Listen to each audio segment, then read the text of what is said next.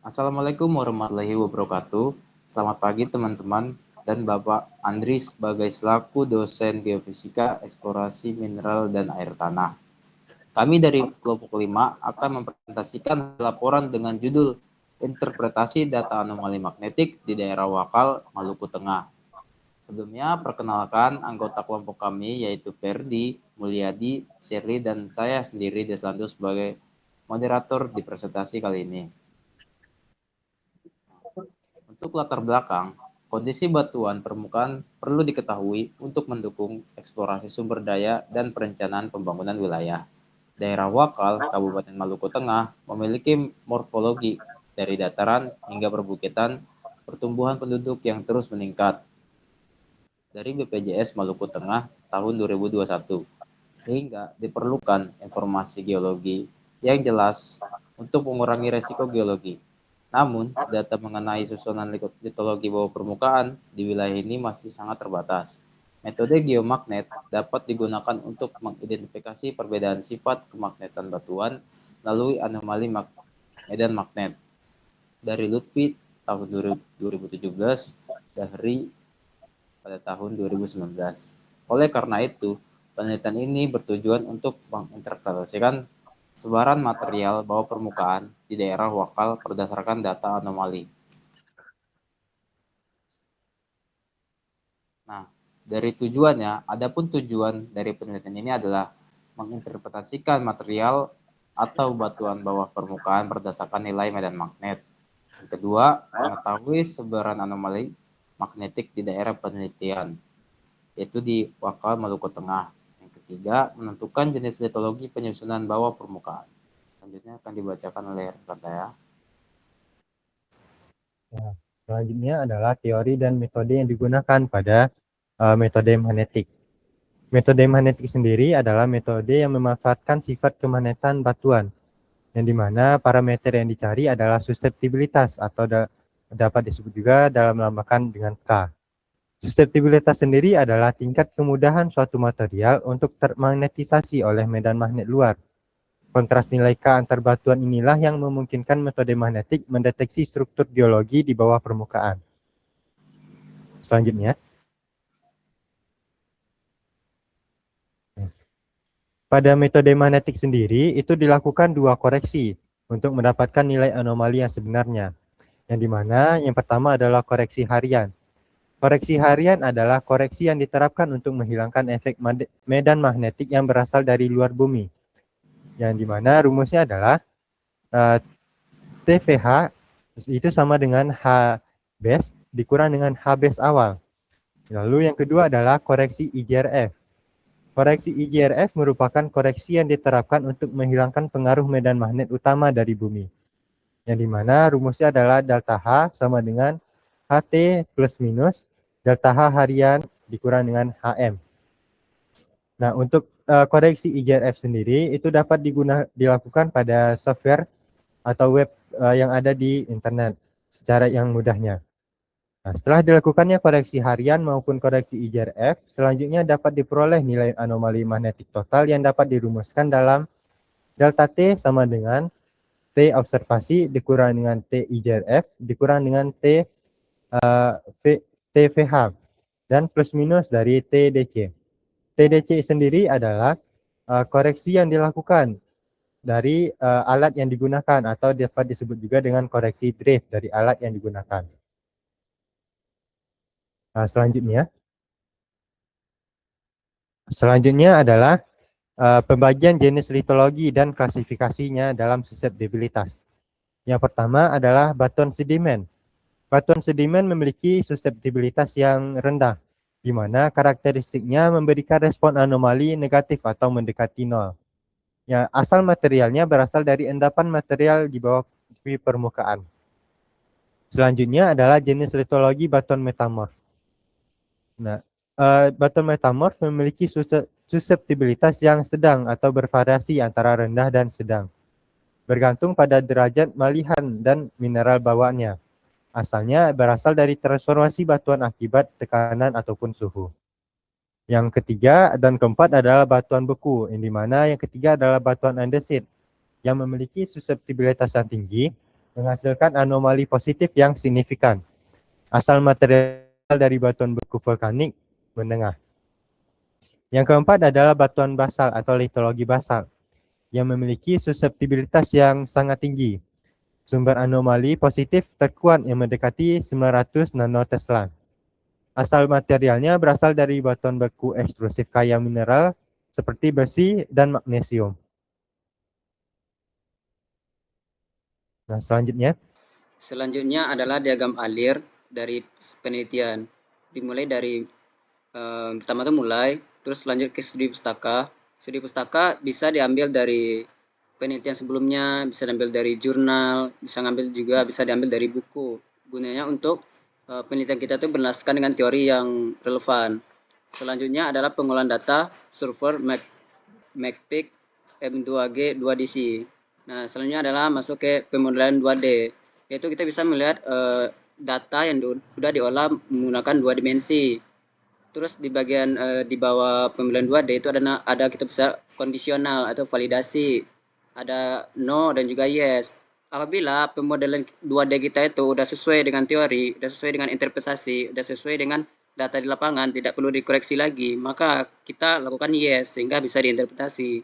Nah, jika pemodelan 2D kita itu tidak sesuai dengan data di lapangan atau tidak relevan dengan struktur geologi di lapangan, maka kita bisa melakukan no, sehingga kita bisa melakukan pemodelan kembali, sehingga yang terakhir adalah interpretasi dan selesai. Selanjutnya. Nah, selanjutnya adalah bagian hasil. Dari gambar kita bisa melihat adanya penampang anomali medan magnetik total itu ada pada gambar bagian kiri, dan gambar pada bagian kanan ada penta kontur anomali magnetic residual upward continuation. Ini adalah hasil dari data yang kita udah dapatkan di lapangan, terus udah kita olah menggunakan software, dan juga udah kita melakukan koreksi IGRF dan juga koreksi harian, sehingga kita mendapatkan penampang dan juga peta kontur.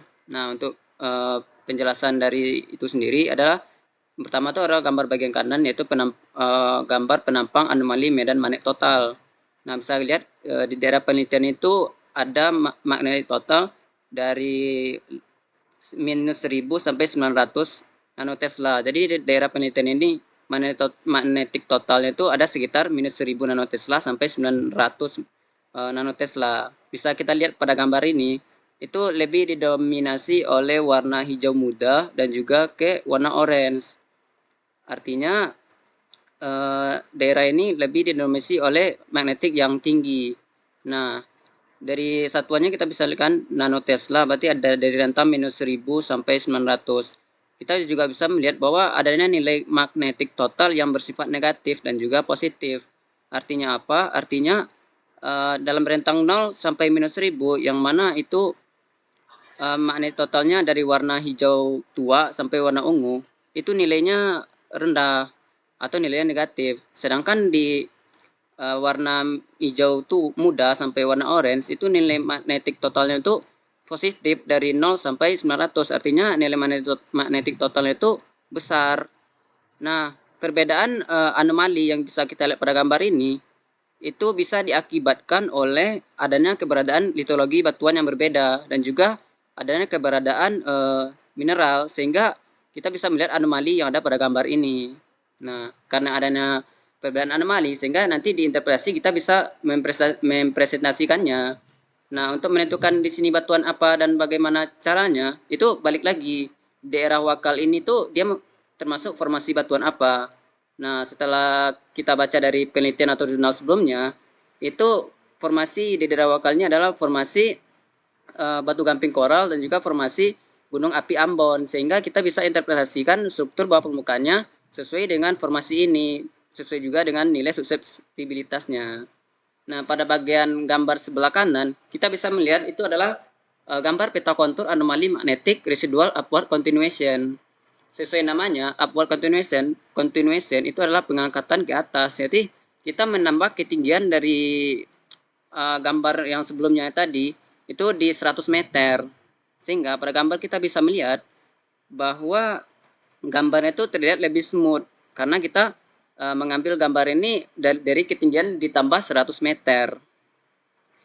Gunanya apa? Gunanya untuk kita tuh memisahkan anomali regional dan juga anomali lokal, sehingga anomali yang lebih dalam itu bisa kita pisahkan dan kita ambil ya anomali yang lebih dangkal. Itu gunanya untuk upward continuation.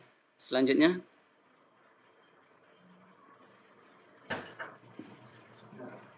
Pada hasil selanjutnya adalah ini dilakukan slicing atau sayatan pada peta anomali magnetik residual.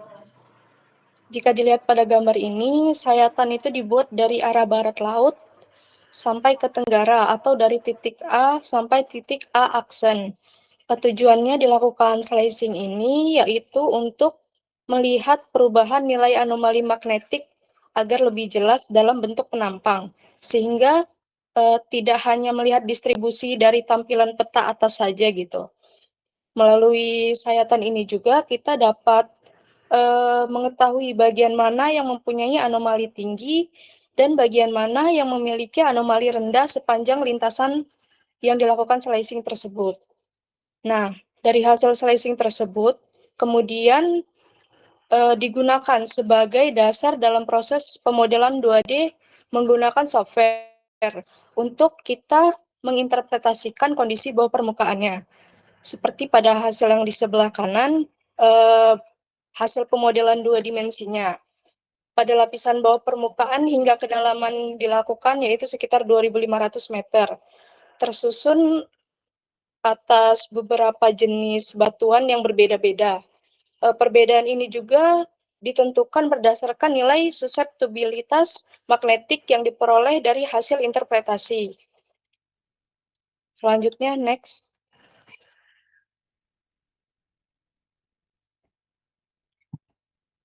Nah, selanjutnya ini merupakan hasil dari penampang yang sudah dibuat tadi. Di sini terdapat nilai-nilai suseptibilitas batuan yang didapat. Pada peta geologi daerah penelitian ini, terdapat informasi batuan anggota Gunung Api Ambon yang berupa andesit, dasit, breksi, dan tuff. Selain itu juga, terdapat juga batuan gamping koral di sekitarnya. Berdasarkan tabel di samping ini, ditunjukkan kalau beberapa kandungan mineral batuan di daerah penelitian tidak hanya diinterpretasi sebagai mineral batuan gunung api berupa fragmen andesit saja, namun terdapat juga beberapa jenis mineral, sedimen, dan kandungan metamorf lainnya juga tergantung di dalamnya.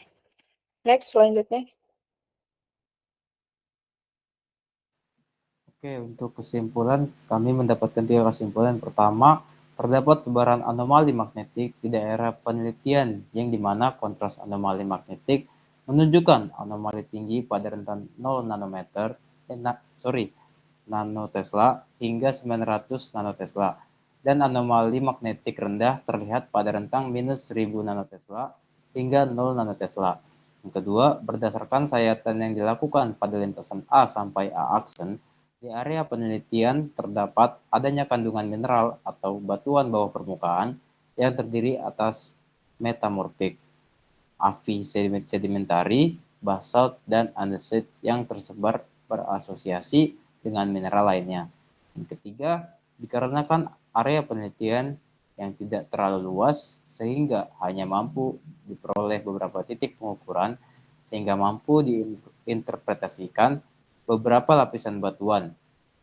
Selanjutnya, dapat dilakukan penambahan luas area serta diintegrasi dengan data dan metode lainnya seperti geolistrik maupun grafiti sehingga data yang dihasilkan lebih baik.